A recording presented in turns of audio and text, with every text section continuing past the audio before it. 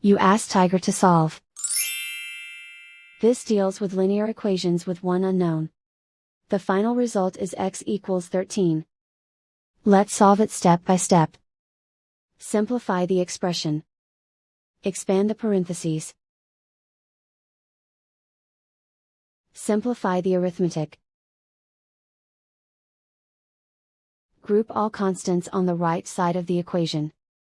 Add 40 to both sides. Simplify the arithmetic.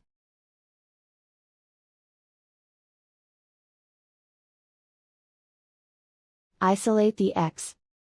Divide both sides by 8. Simplify the fraction. Find the greatest common factor of the numerator and denominator. Factor out and cancel the greatest common factor.